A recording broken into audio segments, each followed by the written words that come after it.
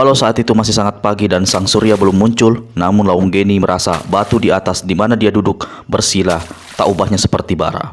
Untuk beberapa lamanya orang tua ini memandang dengan mata mendelik tak berkedip pada lelaki separuh baya yang duduk di depannya. Keadaan Launggeni baik pakaian maupun tubuhnya sudah mengenaskan. Dulu pakaian yang dikenakannya adalah pakaian bagus terbuat dari bahan mahal. Kini pakaian bagus itu terlihat tinggal potongan-potongan kain compang-camping, kotor dan bau. Kulit muka dan tubuhnya hitam melepuh, padahal dulu dia memiliki kulit kuning bersih. Keganasan laut telah merubah orang tua ini seperti jerangkong hidup, orang yang dipandang bersikap tenang. Balas memandang seolah tanpa rasa. Hal ini membuat Launggeni menjadi geram. Pelipisnya bergerak-gerak dan hanya menggemung tanda dia sedang berusaha menahan amarah. Pangeran Soma, tegur Launggeni. Suaranya perlahan tapi tajam mendesis. Harap kau mau memakai pikiran dan perasaan.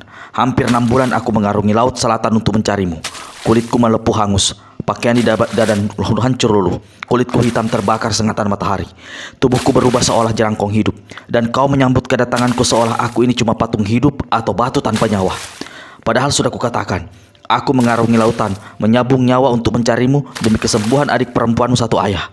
Lelaki separuh baya yang dipanggil dengan sebutan Pangeran Soma sama sekali tidak bergerak, bahkan wajahnya yang setengah putih setengah biru tidak bergeming, menunjukkan perubahan. Sepasang matanya sama sekali tidak membenturkan perasaan apa-apa. Di dalam mulut gigi-giginya bergerak mengunyah sirih campur tembakau. Kau tahu, aku datang tapi kau buta. Kau mendengar apa yang kusampaikan namun kau seperti tuli. Hatimu telah terbuat dari batu. Mungkin kau sudah bukan manusia lagi, Pangeran. Kau sama sekali tidak punya perasaan. Perlahan-lahan, lelaki paruh baya itu angkat kepalanya, menengadah memandang ke langit dan masih dibungkus kegelapan. Mulutnya bergerak menyunggingkan seringnya lalu terbuka. Aku ingin tanya padamu, wahai utusan Sri Baginda yang datang dari jauh, yang katanya menyambung nyawa demi kesembuhan seorang gadis. Ketika Sri Baginda menyuruh orang membuang sosok baik dari istana karena malu mempunyai seorang putra yang cacat muka, apakah dia memakai pikiran dan punya perasaan? Dia mendengar nasihat para abdi dalam, tapi telinganya tertutup seolah turi, hatinya seolah batu. Ucapanmu barusan mengingatkan aku pada banyak hal di masa silam. Kau tahu di mana ibuku kini berada, Ki Launggeni? Mengalami nasib dibuang, atau mungkin juga telah disingkirkan dari muka bumi. Atas perintah Sri Baginda yang mengutusmu datang kemari. Pangeran Soma, apa yang telah terjadi 30 tahun yang silam tidak perlu diingat. Lagi pula Sri Baginda telah memesan. Selain meminta obat padamu juga aku diminta membawamu ke kota raja. Hanya saja mengenai ibumu, aku tidak tahu menau. Perempuan itu melenyapkan diri sehari setelah dia tahu bahwa kau dibuang. Ki Launggeni, kau melakukan perjalanan percuma. Kau mengarungi laut selatan menyambung nyawa sia-sia. Pulanglah, aku tak bisa menolongmu. Pangeran, aku tahu itu kemampuanmu. Semua tabib di Puri Agung mengatakan hanya kau yang bisa menolong adik perempuanmu dari sakit lumpuh yang dideritanya. Aku tak bisa menolong apa-apa, Ki Launggeni. Kembalilah kau ke raja dan berdoalah. Hanya Tuhan yang dapat menolong gadis itu. Hatimu dikecam dendam, Pangeran. Aku tahu hanya kau yang bisa mengobatinya. Kalau tidak aku katakan bersusah payah datang ke sini.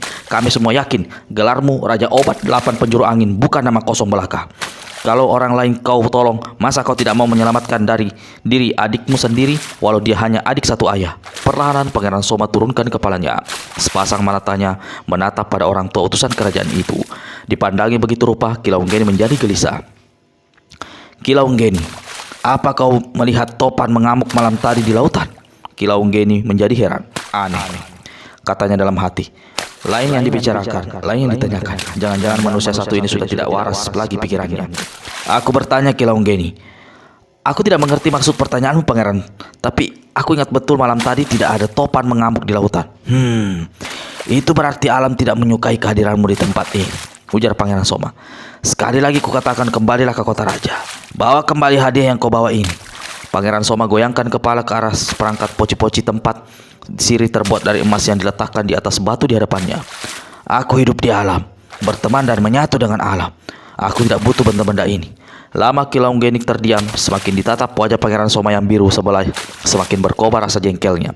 Dengan sikap kasar, perlengkapan tempat sirih itu dimasukkan ke dalam kantong kain. Lalu dia berdiri. Sebelum memutar tubuh dia berkata, ternyata aku menemui seseorang yang tidak seperti aku perkirakan.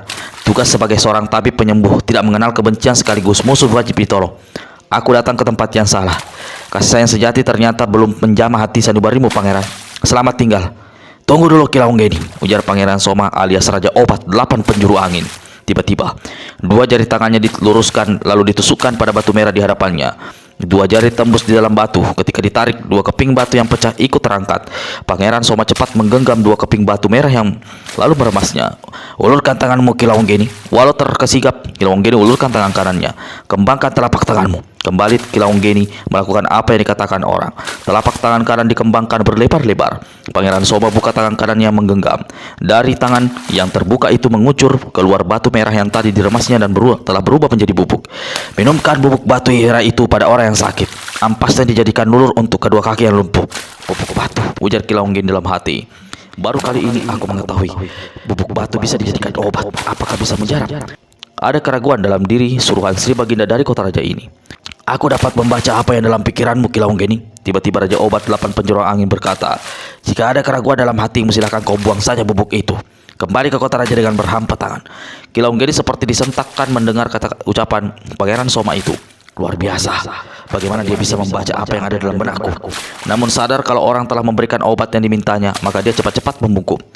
Maafkan diriku, aku tak salah menduga. Perjalananku ke sini ternyata tidak sia-sia. Terima kasih Pangeran, terima kasih banyak. Pergilah. Kilawanggeni kembali membuku. Kalau begitu, biar kutinggalkan benda ini. Si orang tua lalu letakkan kantong dan berisi seperangkat tempat sirip dari emas dari batas batu. Pangeran Soma menggeleng. Aku tidak membutuhkan benda itu. Bawa saja. Terima kasih. Aku pergi sekarang. Sesaat setelah Kilawanggeni meninggalkan tempat itu, Pangeran Soma alias Raja Obat 8 penjuru angin bangkit berdiri. Dia tegak tepat di atas batu yang tadi dicungkilnya hingga berlubang. Mulutnya komat kamit beberapa kali. Ketika mulut itu bukanya, cairan merah meluncur jatuh. Sesaat kemudian lubang batu yang tadi pecah tertutup rata seperti semula. Pangeran Soma menarik nafas panjang. Dia menatap ke tengah laut, sementara di kejauhan ada sinar kuning seolah mencuat keluar dari dasar samudra. Itulah sinar pertama sang surya mulai terbit. Mendarat Pangeran Soma pejamkan kedua matanya. Telinganya dihadapkan pada arah lautan lepas. Ada anak manusia tenggelam di dalam laut. Pusaran air tidak membuatnya mati. Arus dasar laut selatan mengiringnya ke dalam terowongan sebelah atas. Kalau saja aku bisa menghadangnya sebelum jatuh ke dalam terowongan sebelah bawah, mungkin aku bisa menyelamatkannya. 3 mimpiku secara beruntun rupanya menjadi kenyataan. Aku melihat perahu besar dan perahu kecil. Aku mendengar suara jeritan seolah membelah langit. Agaknya aku akan mendapat kawan penghuni pulau batu merah ini. Sama karena malangnya nasibnya dengan diriku. Manusia bermuka biru sebelah kiri yang punya kesaktian mengobati dengan remasan batu merah melangkah cepat menuju bagian selatan pulau batu itu. Sosok tubuh Ki Hokwi tenggelam di dasar laut. 4 jalur darah yang keluar dari 2 lengan dan 2 kakinya yang buntung kelihatan mengerikan. Adalah aneh belasan ikan hiu ganas yang ada di sekitar situ tak seekor pun memburu dan menjadikannya mangsanya. Hanya beberapa saat lagi tubuh Ki Hokwi akan sampai di dasar laut. Tiba-tiba satu pusaran air menyedotnya. Tubuh buntung itu tertarik ke atas lalu diseret ke arah pulau batu merah. Kejadiannya cepat sekali. Di lain kejap sosok Ki Hokwi lenyap. Apa yang telah terjadi? Dalam keadaan tidak sadar diri, Ki Hokwi terseret masuk ke dalam sebuah terowongan batu. Di satu tempat ketika air laut tidak lagi menggenangi terowongan, kalau tidak tubuhnya seperti melayang dalam air laut, maka kini tubuh itu berguling-guling seperti bola. Sosok tubuh Ki Hokwi melabrak dinding batu. Ternyata terowongan itu buntu. Namun tepat di bagian yang buntu, di sebelah atasnya terdapat satu lubang besar. Di sebelah atasnya ada lubang itu dikelilingi oleh gundukan batu-batu merah tinggi dan runcing. Seseorang yang berada di luar sana tidak akan mudah mengetahui kalau di tempat itu ada sebuah lubang batu. Sepasang kaki tersembul dari balik jubah putih yang berkibar-kibar ditiup angin laut. Itulah kaki Pangeran Soma alias Raja Obat 8 penjuru angin. Dia berdiri di bagian datar sempit di tepi lubang batu. Sinar matahari yang baru terbit menerangi pinggiran lubang dengan menyeruak ke bawah. Ketika Pangeran Soma memperhatikan dari dalam lubang, berubahlah parasnya. Sesaat matanya terpejam dan mulutnya berucap, inilah orang Cina yang kulihat dalam mimpiku. Ternyata anak manusia ini bernasib jauh lebih malang dari diriku. Gusti Allah, mengapa malah petaka begitu berat kau timpakan padanya? Tantangan apakah yang hendak kau berikan padaku ini, ya Allah? Pangeran Soma membuka kembali kedua matanya dan memperhatikan dalam lubang batu merah itu. 2 tangan dan 2 kaki buntung, seperti ditebas senjata tajam. Mukanya tak bisa kulihat jelas, bergelimang darah. Ada sesuatu yang melekat, ada sesuatu yang terikat di dadanya. Pangeran Soma merunduk, kepalanya diturunkan sampai masuk ke dalam 2 jengkal ke dalam lubang batu. Sebuah kitab, desis Selaleki ini. Dia membuka matanya lebar-lebar, berusaha membaca tulisan yang tertera di sampul kitab. Hanya sebagian yang bisa dibacanya, karena sebagian lagi tertutup oleh bayangan gelap batu goa yang tidak tersentuh oleh sinar matahari. Namun Pangeran Soma sudah bisa menduga. Kitab putih wasiat dewa, ucapnya dengan nada bergetar. Kembali dia teringat pada 3 kali mimpinya. Tubuh Tuhan Maha Besar, petunjuk dalam mimpi jelas adanya. Gusti Allah, apa yang harus aku lakukan? Beri aku petunjuk lebih lanjut. Lama Pangeran Soma menatap sosok tubuh Ki Hok Kui yang terlentang di dasar lubang pada ujung terowongan buntu. Kayaknya akan membusuk, dia akan mati. Tuhan, dengan kuasamu aku ingin menolongnya. Dengan kuasamu selamatkan nyawa orang ini. Tangan kanan Pangeran Soma bergerak ke arah satu gundukan batu merah runcing di samping kirinya. Trak! Ujung runcing itu dipatahkannya. Lalu tangannya meremas. Perlahan tangan itu diturunkan ke dalam sedalam mungkin ke dalam lubang batu. Lalu 5 kali berturut-turut genggamannya dibuka. Pada genggaman pertama batu merah yang telah jadi bubuk jatuh bertabur dan masuk ke dalam mulut Ki Hok Kui. Taburan kedua dan ketiga jatuh pada buntungan luka di tangan kiri dan kanan. Bubuk-bubuk batu merah keempat dan kelima menyiram di atas luka buntung 2 kaki Ki Hok Kui. Dari mulut dan 4 bagian tubuh yang kejatuhan bubuk batu merah itu kelihatan keluar kepulan asap. Pangeran Soma menarik nafas lega. Tuhan, kau tolong orang ini.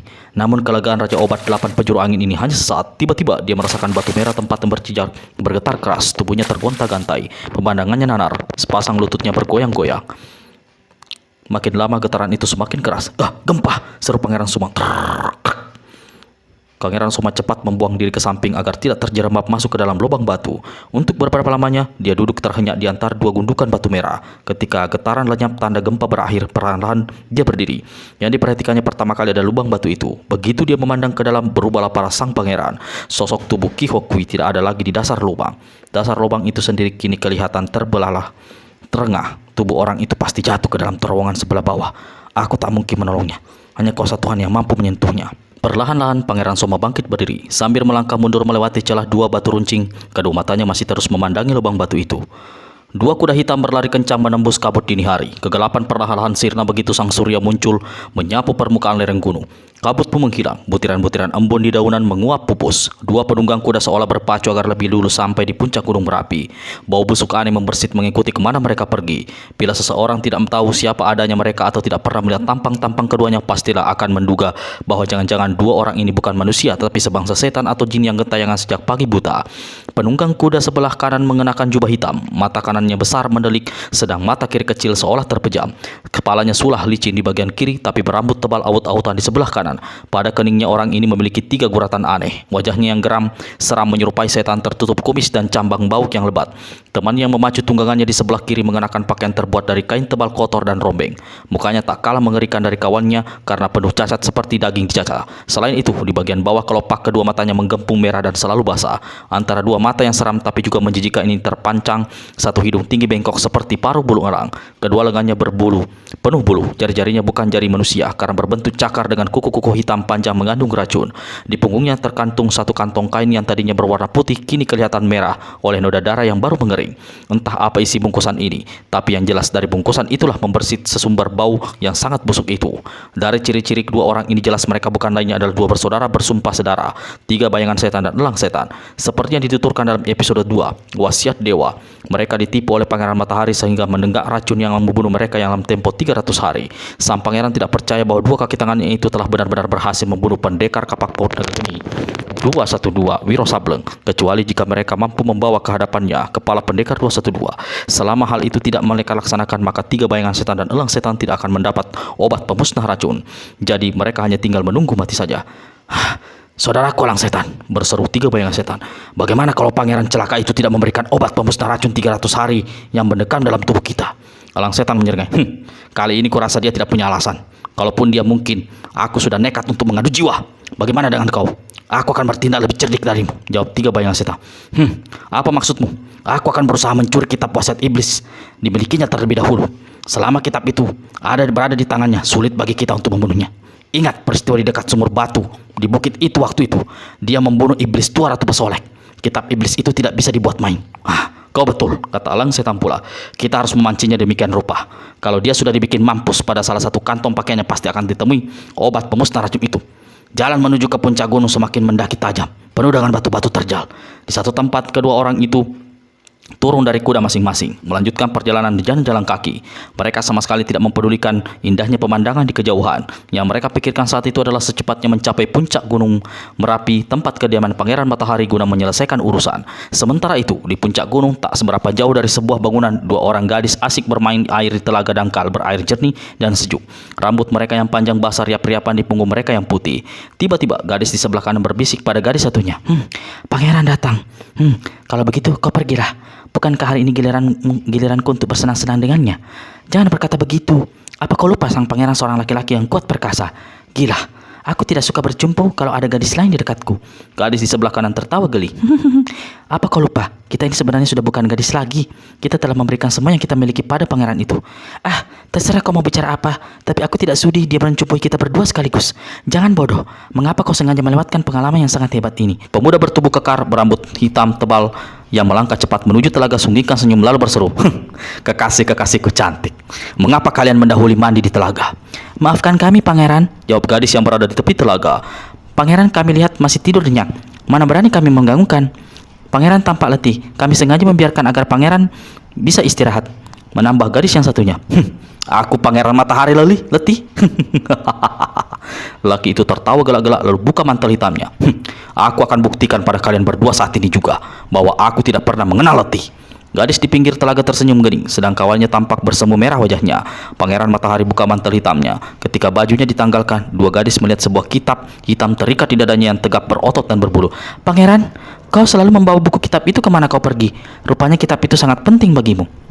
Kitab ini merupakan nyawa kedua bagiku, jawab pangeran matahari seraya meletakkan pakaian di tepi telaga.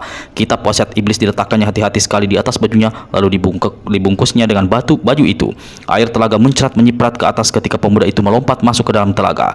Dua gadis berkekikan, yang satu merasa gembira dan langsung mendekati sang pangeran.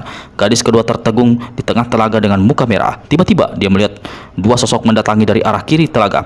Pangeran, ada yang datang, si gadis memberitahu. Pangeran palingkan wajahnya. Si pangeran matahari palingkan kepala. Jahanam-jahanam itu datang pada waktu yang salah, rutuk pangeran matahari, lalu hidungnya mencium bau busuk. Elang setan dan tiga bayangan setan nampak terkejut ketika mendapatkan orang yang mereka cari ternyata tidak sendirian dalam telaga itu.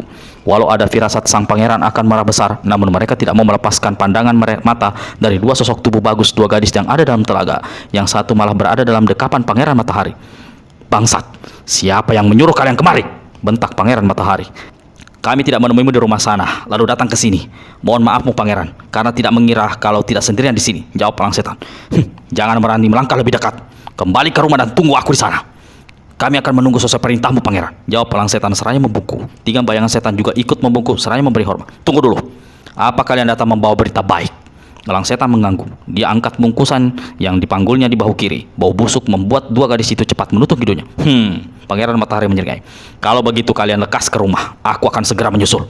Pangeran, kami belum mandi bersama. Kita belum, berkata gadis dalam rangkulan pangeran matahari. Sang pangeran lepaskan rangkulannya. Setelah membenamkan hidungnya di celah dada si gadis, dia berbisik. Ada urusan sangat penting. Aku tidak akan lama. Kalian berdua tetap di sini. Aku akan segera kembali. Si gadis mengikuti kepergian pangeran matahari dengan pandangan kecewa. Dia berpaling pada temannya di bawah telaga. Lalu dengan muka cemberut dia berkata, dua manusia bermuka setan dan bosok itu rupanya lebih penting daripada kita berdua.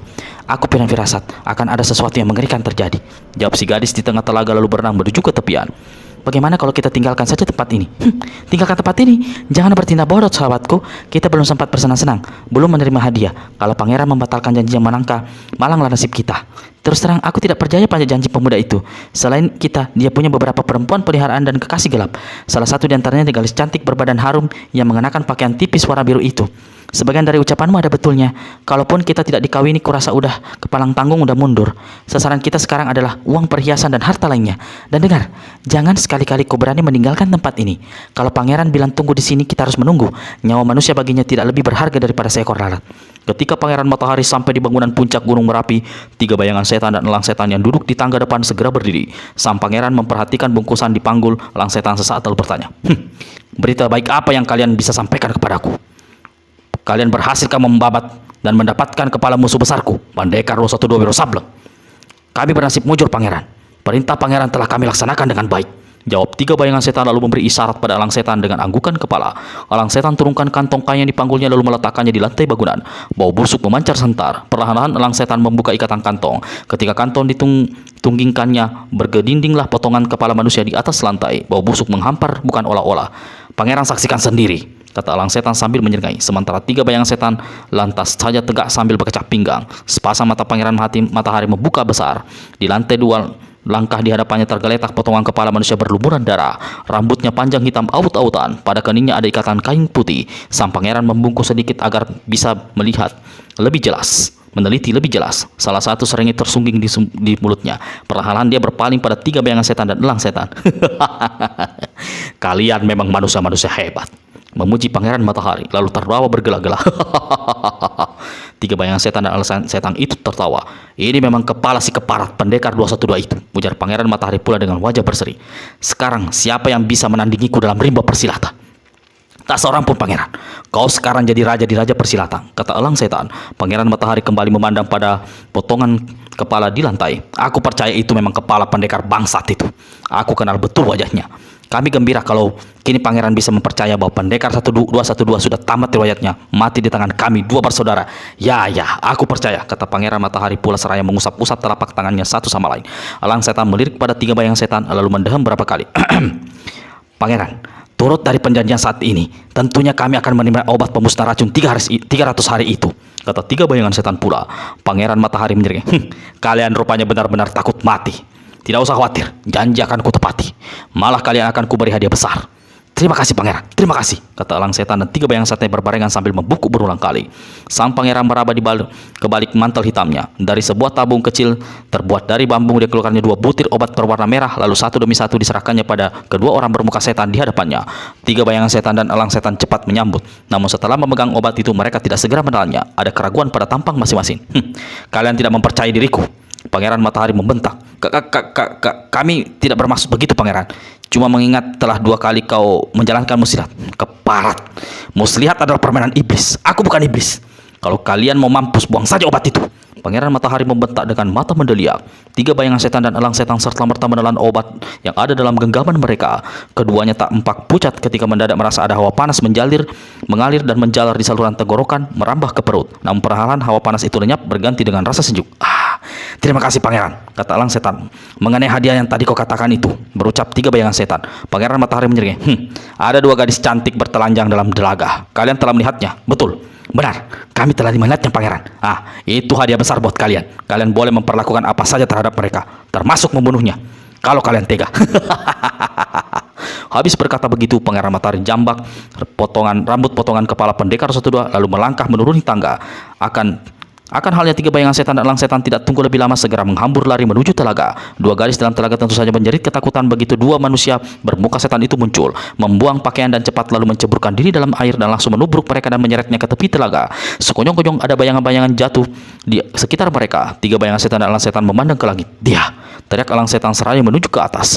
3 bayangan setan tak kalah kagetnya. Di udara saat itu tampak 7 buah payung melayang dalam keadaan terkembang. Pada gagang payung warna merah tergantung seorang gadis cantik berpakaian biru berkambang-kambang kuning. Payung merah melayang turun dari cepat, sementara 6 payung lainnya menebar seolah melindungi payung merah dan si gadis. Dia berani muncul, benar-benar minta mampus, kata 3 bayangan setan. Rahanya menggembung dan gerakannya bergemeletakan. Sejak dirinya dibuat cedera pada perkelahian beberapa waktu di Muara Kali Opak, dendam manusia setan ini terhadap gadis berpayung itu memang bukan main-main. Begitu juga sobatnya si elang setan. Tapi saat itu elang setan yang biasanya berangasan entah mengapa berpikir lebih jernih. Dia cepat memegang bahu sahabatnya seraya berbisik. Kalau mengikuti dendam kita berdua, memang harus memperkosanya lalu membegebuknya sampai hancur dulu. Tapi lebih baik saat ini kita menghindari. Jangan bicara ngaco, elang setan. Jangan bicara ngaco, elang setan. Hardik 3 bayangan setan. Tenang sobatku, pakai pikiran sehat. 2 gadis cantik yang sudah di tangan ini belum sempat kita nikmati. Mengapa merepotkan diri mencari urusan dengan gadis berpayung itu? Jangan lupa, Pangeran Matahari masih berada di puncak gunung ini. Mendadak dia tahu kita memuslihatinya, urusan kita bisa kapiran. Pelipis 3 bayangan setan bergerak-gerak. Kau betul. Baik, mari kita boyong gadis-gadis ini lalu tinggalkan tempat ini. 3 bayangan setan dan elang setan yang dalam keadaan bugil segera memanggul 2 gadis yang juga tanpa pakaian sama sekali. Keduanya bergerak cepat meninggalkan telaga setelah masing-masing dulu menyambar pakaian masing-masing. 2 gadis yang mereka panggul menjerit-jerit tiada hentinya. 2 setan telanjang, jangan pergi dulu, seru gadis yang bergantungan di payung merah yang tentu saja putih Andini bergerak Dewi Payung 7. Jahanam, maki 3 bayangan setan dan cepat menyusup di antara semak belukar. Hei, aku ingin bertanya, teriak putih Andini. Bertanyalah pada iblis telaga, teriak elang setan. Apakah kalian telah menemukan mayat pendekar 212? Itu yang hendak kau tanyakan, jawab 3 bayangan setan. Ketahuilah, Kami bukan cuma menemukan mayat pemuda itu, tapi juga menebas batang lehernya dan menyerahkan potongan kepalanya pada seseorang. Paras Putih Andini berubah, hatinya berguncang, tapi pikirannya tak lekas terpengaruh.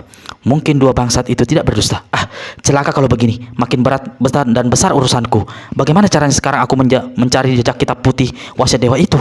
Si gadis memandang ke bawah. Sosok tiga bayangan setan dan elang setan masih terlihat di sela-sela pepohonan dan semak belukar. Maka dia berteriak kembali, "Kepada siapa kalian serahkan kepala pendekar 212? Kau punya kepandaian tinggi, silakan menyelidik sendiri," jawab tiga bayangan setan. "Atau tanya pada setan neraka," tidak orang setan. "Gadis sakti, tolong kami!" Gadis yang berada di pangkulan elang setan tiba-tiba berteriak minta tolong. Kalian gadis-gadis sesat, memilih hidup jadi pelacur. Perlu apa aku merepotkan diri menolong kalian?" Jawab Dewi Payung Tujuan jadi jengkel oleh jawaban dua bersaudara sumpah darah tadi. Lalu dia kembali berseru pada tiga bayangan setan dan elang setan. "Jika kalian tidak mau memberitahu tentang pendekar Nusa Dua tidak jadi apa? Jawab pertanyaanku yang satu ini. Apakah puncak gunung itu tempat kediaman orang sakti bergelar Pangeran Matahari?" "Kau rupanya hendak bergendak dengan sang pangeran," berteru elang setan. "Kau memang cocok jadi peliharaannya. Tapi hati-hati, sekali dia bosan padamu, kau akan dipesiangi mentah-mentah," menimpali tiga bayangan setan. "Walau kau punya 7 nyawa dan kepandaian setinggi langit, jangan harap bisa menghadapi keganasan kita wasiat iblis yang dimilikinya." Jadi benar kabar yang kusirap. Kitab wasiat iblis itu telah jatuh ke tangan Pangeran Matahari, kata Putih Andini dalam hati. "Aku punya dugaan, mungkin sekali Pangeran Matahari yang memerintahkan mereka mendebas kepala pendekar 212 lalu diserahkan kepadanya.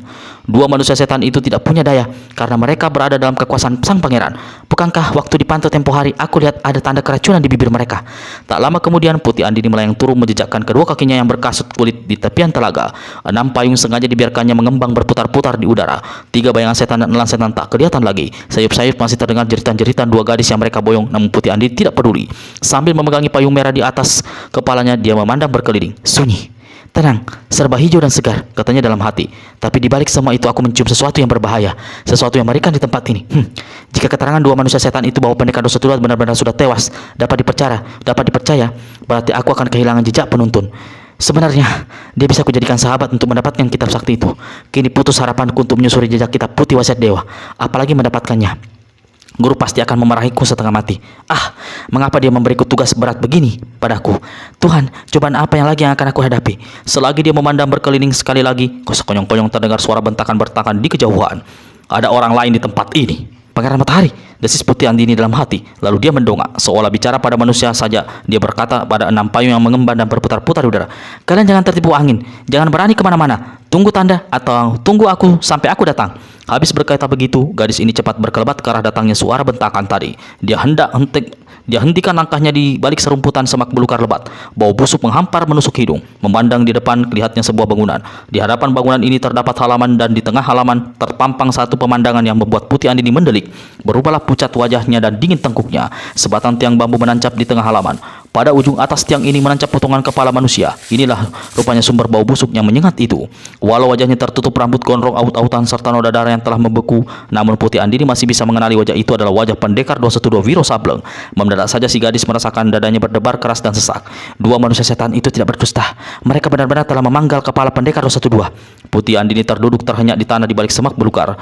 Walau guru menyuruh aku membunuhnya, sebetulnya aku tidak ada permusuhan dengan pemuda itu. Belakangan ini aku selalu ingat padanya. Wajahnya sering muncul dalam bayanganku. Putih Andini menarik nafas dalam berulang kali. Tanpa disadari sepasang matanya berkaca-kaca. Untuk terakhir kali, aku ingin mengurus jenazahnya. Aku hanya melihat kepalanya. Di mana gerangan badannya? Mungkin di dalam bangunan. Milik siapa bangunan itu? Tempat kediaman Pangeran Matahari. Selagi berpikir seperti itu, tiba-tiba bayangan hitam berkelebat keluar dalam bangunan. Sesaat kemudian Putih Andini melihat seseorang pemuda gagah bertubuh tinggi kekar berdiri di tengah halaman. Tampangnya yang keras kelihatan merah mengelam. Pelipisnya bergerak-gerak dan sepasang matanya menyorotkan hawa amarah. Orang ini mengenakan mantel hitam. Pada baju hitam yang tersingkap di balik mantel terpampang gambar gunung biru dan matahari kuning. Pangeran Matahari, pasti dia, membatin Putih Andini. Orang bermantel yang bukan lain Pangeran Matahari adanya membentak sambil hantamkan kaki kanannya ke tanah. Putih Andini terkesikap ketika melihat bagaimana tanah yang terkena hantakan kaki melesak sampai setengah jengkal dan berwarna kehitaman. Manusia ini memiliki tenaga dalam dan tidak di bawah tingkat yang dimiliki guru. Tiga bayangan setan, elang setan, kalian bisa kabur dari puncak Merapi, tapi kalian tak bisa lolos dari kematian. Akan kulepas kulit tubuhmu, kucincang daging serta tulang kalian. Bangsat setan kurang ajar. Mengapa aku sampai berlaku bodoh? Seharusnya obat penawar racun 300 hari itu tidak aku berikan pada mereka. Pada puncak kemarahannya, Pangeran Matahari melompat ke atas. Tangan kanannya menyambar potongan rambut kepala yang menancap di ujung bambu. Dengan geram, potongan kepala pendekar 212 dibantingkan ke tanah. Potongan kepala itu rengkah lalu menggelinding di bawah semak belukar di mana Putih Andini mendekap bersembunyi. Gadis ini merasakan tubuhnya menggigil berada sedekat itu dengan potongan kepala. Dia menekap mulutnya agar tidak mengeluarkan suara. Matanya membeliak memandangi potongan kepala pendekar Rosa Kedua itu. Untuk beberapa lamanya, Pangeran Matahari masih menyumpah sambil melangkah mundur mondar-mandir di halaman bangunan. Tiba-tiba dia ingat, dua bangsat itu. Mereka pasti berada di telaga, bersenang-senang dua gadis yang kuhadiahkan. Jahanam. Kalian akan rasakan tanganku. Sekarang kalian dapat surga. Sebentar lagi akan kusampaikan neraka ke pantat dan sekujur tubuh kalian. Dengan beringas, Pangeran Matahari berkelebat menuju telaga. Sampai di telaga dia bukan saja tidak menemukan 3 bayangan setan dan 2 gadis itu, tapi justru disambut oleh satu pemandangan. Sepasang alis Pangeran Matahari menjingkrak ke atas, keningnya mengerik, 2 matanya membeliak. Di atas tepian telaga 6 buah payung berbagai warna-warni belayang berputar-putar. 6 payung warna-warni, desis sang pangeran. Lalu satu persatu menyebut warna payung itu. Hitam, hijau, kuning, biru, putih, ungu. Mana satu lagi yang berwarna merah? Dia memandang berkeliling. Jadi betul keterangan yang kudapat tempo hari. Dewi Payung 7 berada di tempat ini. Pangeran Matahari memandang berkeliling dengan mata membeliak tajam. Lalu dia berteriak. Dewi Maling 7, aku tahu kau ada di tempat ini. Harap perlihatkan diri. Jangan jadi tamu menyelinap seperti tikus comberan. Tidak ada jawaban. Pangeran Matahari berteriak sekali lagi. Tetap tidak ada jawaban. Jahanam, makinya. Lalu dia berlari ke bawah tempat kediamannya. Di halaman bangunan hanya kesunyian menyambutnya. Tak kelihatan siapapun, namun dia merasakan suatu kelainan. Dekat potongan kepala pendekar Rosa Kedua yang tercampak di tanah tergeletak satu benda seperti kertas. Begitu Pangeran Matahari tadi meninggalkan tempat itu, Putih Andini menjibak semak belukar agar lebih jelas melihat potongan kepala itu. Tidak syah lagi. Itu memang kepala pendekar Rosa Kedua bersableng. Namun matanya yang tajam melihat sesuatu. Dia teringat pada caci maki Pangeran Matahari yang menyumpahi 3 bayangan setan dan elang setan yang dituduh telah memuslihati dan menipunya. Ada keanehan pada bagian leher itu. Sepertinya kulit luar tidak menyatu dengan daging di sebelah dalam. Putih Andini memandang ke jurusan lenyapnya Pangeran Matahari tadi dengan cepat keluar dari semak-semak sambil menahan napas, tangannya gemetaran diulurkan. Matanya dipejamkan begitu jari-jari menyentuh kulit leher pada bagian yang dipotong. Tengkuknya terasa dingin dan jantungnya berdegup keras menahan rasa ngeri. Putih Andini sentakkan jari-jari tangannya 2 kali.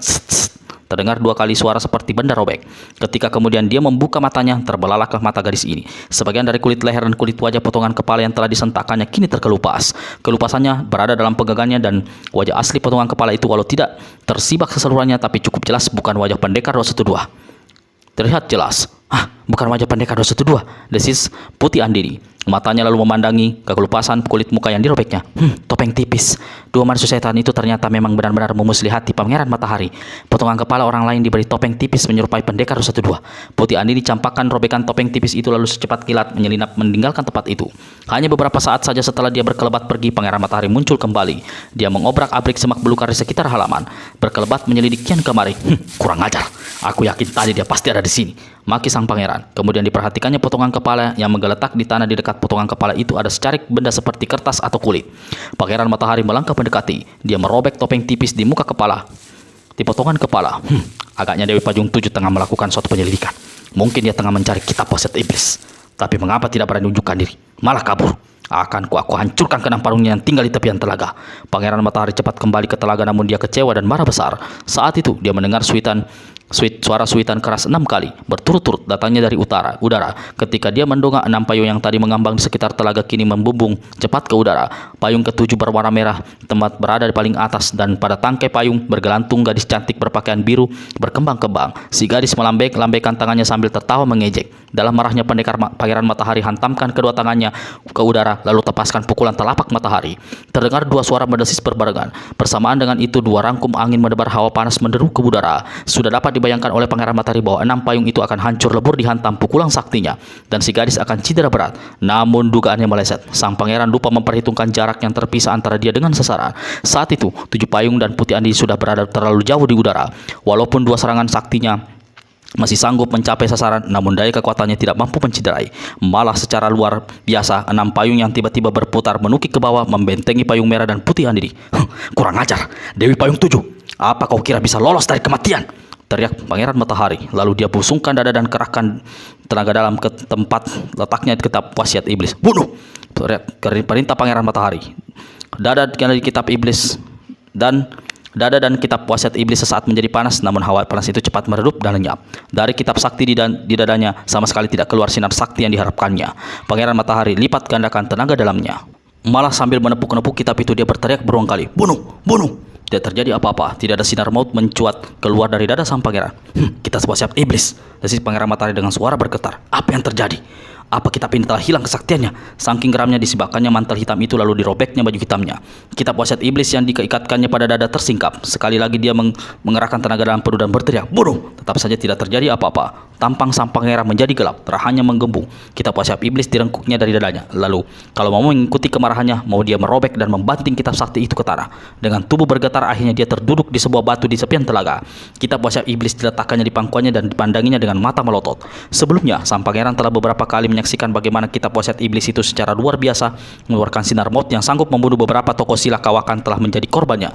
Di antaranya Iblis Ratu, Iblis Tua Ratu Pesolek, episode 1 Wasiat Iblis, dan Datuk Sengkang Makale alias Hantu Tinggi Pelebur Jiwa, episode 22 Wasiat Dewa. Tanpa dia berbuat sesuatu apapun, sinar kematian itu keluar dari kitab wasiat iblis begitu saja menghantam mati lawan-lawannya. Sekarang mengapa kesaktian kitab itu tidak keluar? Sang pangeran tidak mengetahui bahwa kalau kitab sakti itu memiliki kesaktian dan kekuatan membunuh luar biasa, namun jika dirinya tidak diserang, maka kesaktian yang terkandung dalam kitab itu tidak akan keluar. Sekali seseorang menyerang dan siapa saja yang memegang kitab wasiat iblis terancam keselamatannya, maka barulah kekuatan sakti yang ada dalam kitab dengan sendirinya akan keluar mendahului membunuh lawan. Penuh kecewa, sang pangeran duduk termenung sambil sesekali menjambak rambutnya yang tebal. Mungkin ini disebabkan aku tidak melakukan puasa selama 3 kali malam Jumat Kliwon seperti yang dikatakan dalam kitab, pikir Pangeran Matahari. Namun hatinya meragu. Pada saat kitab itu aku dapatkan, tanpa puasa kesaktian telah sanggup membunuh Iblis Tua Ratu Pesolek. Sekarang mengapa bisa jadi begini? Inilah kali pertama dalam hidupnya Pangeran Matahari menjadi sangat bingung. Perlahan-lahan dia berdiri tinggalkan telaga. Kitab wasiat iblis dimasukkannya kembali ke balik baju hitamnya yang robek. Suara seseorang bernyanyi itu datang dari sebuah bukit batu di sebelah timur pulau, cukup jauh dari tempat Wiro berada saat itu. Dia memasang telinga baik-baik, berusaha mendengar jelas setiap bait nyanyian yang dilantungkan. Laut selatan tak pernah tenang, gelombang selalu datang, menantang ribuan pagi, ribuan petang. Tubuh lapuk ini menunggu kedatangan, yang menunggu tua renta Malang, yang ditunggu budak Malang. Apakah saat ini petunjuk yang kuasa turun menjelang? Menjelang, mungkinkah ini akhir penantian dan permulaan dari suatu harapan? Hanya kepada yang kuasa tertambat seluruh harapan, agar tubuh tua ini bisa lepas menempuh jalan abadi menghadap sang pencipta. Murid yang Sinto Gendeng garuk-garuk kepalanya. Dia coba mencerna arti nyanyian itu. Menunggu ribuan pagi, ribuan petang. Berarti seorang tua bangka di puncak bukit sana yang ditunggu budak Malang. Apa yang ditunggunya? Apa dia kenal pada diriku? Yang jelas nasibku saat ini bukan cuma malang, tapi juga melintang. Pendekar 212 tertawa sendiri. Bait akhir nyanyian itu seolah si penyanyi ingin buru-buru mati. Aneh. Wiro percepat langkahnya karena ingin cepat-cepat melihat siapa adanya orang yang menyanyikan. Wiro pergunakan ilmu menembus pandai yang didapatnya dari Ratu Ju. Baca episode 3 Wasiat Sang Ratu. Tenaga dalamnya dialirkan ke matanya kiri kanan. Dia mendongak kemandang ke puncak bukit batu di sebelah timur. Lalu mata itu dikedipkannya 2 kali. Mula-mula Wiro melihat warna merah berkepanjangan pertanda di mana-mana. Di atas sana hawa batu-batu merah yang ada. Kemudian samar-samar dia melihat sesosok tubuh berjubah putih. Wajahnya tak jelas karena membelakangi. Kalau dia ingin melihat bagian depan orang itu, berarti dia harus berputar setengah pulau. Daripada menghabiskan waktu, lebih baik aku terus saja menempuh jalan ini, pikir Wiro, murid Sinto Gendeng. Suara nyanyian itu diulang-ulang berapa kali, namun pada ulangan keempat mendadak suaranya lenyap di balik pertengahan. Orang tua di puncak bukit batu sana pasti sudah kecapean menyanyi, pikir Wiro. Tak lama kemudian dia sampai di kaki bukit batu merah di sebelah timur. Di sini Wiro baru menyadari suatu keanehan. Pulau ini usianya pasti sudah ratusan bahkan ribuan tahun. Tapi tak satu pun bagian pun batu-batu di sini diselimuti lumut. Semuanya bersih. Batu merah asli, tak terpengaruh oleh cuaca. Karena batu merah itu tidak licin, meskipun bukit yang didakinya cukup terjal, namun Wiro tidak mengalami kesulitan naik ke atas. Begitu sampai di puncak bukit batu merah, Wiro segera melihat sosok berjubah putih duduk di atas sebuah batu merah pada puncak bukit yang tak seberapa luasnya.